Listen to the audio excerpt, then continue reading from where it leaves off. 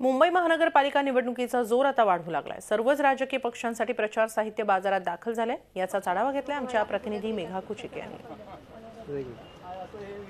21 फेब्रुवारीला मुंबईमध्ये मुंबई महानगरपालिकेसाठी मतदान होणार आहे। अगदी काही दिवसांपूर्वी राष्ट्रवादी आणि काँग्रेसची आघाडी तुटली, तर अगदी 2 दिवसांपूर्वी शिवसेना आणि भाजपची युती होती, ती अधिकृतरित्या तुटल्याचा निर्णय घेण्यात आला आणि यामुळे आता खऱ्या अर्थानं प्रचाराला सुरुवात होणार आहे। कार्यकर्ते आता रस्त्यांवर उतरून प्रचाराला सुरुवात करतील आणि यासाठी आता प्रचार साहित्य देखील बाजारपेठांमध्ये दाखल झालेलं आहे।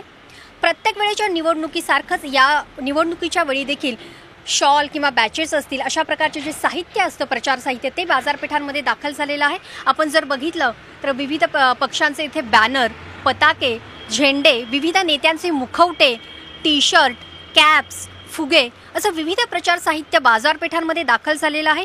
आपण जर इथे बघितलं तर मोबाईल जे पॉकेट आहे, मोबाईल आपण ठेवू शकतो, ते पॉकेट इथे बाजारपेठांमध्ये दाखल झालेलं आहे। याचबरोबर किचन्स आहेत की जे अनेक युवा वर्ग किचन्स वापरतात, ते किचन दाखल झालेलं आहे। याचबरोबर पैसे ठेवण्याचं जे पाकिट आहे ते देखील प्रचार साहित्यामध्ये याचा समावेश करण्यात आलेला आहे।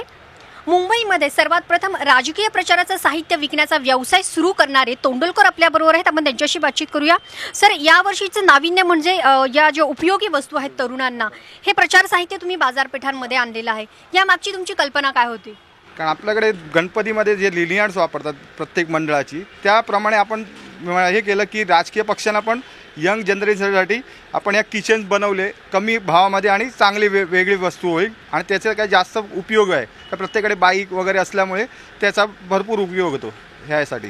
नवीन आणि दरवर्षी दर इलेक्शनला नवीन आपण बनवतो काही नवीन वस्तू, ह्या हिशोबाने आपण नवीन काहीतरी करायचं असं करत असतो वेगवेगळं। तर आता खऱ्या अर्थानं प्रचाराची रणधुमाळी आहे ती सुरू झालेली आहे आणि प्रत्येक राजकीय पक्ष, प्रत्येक उमेदवार अशा प्रकारच्या प्रचार साहित्यातून आपल्यालाच मतदान करा असं आवाहन करताय।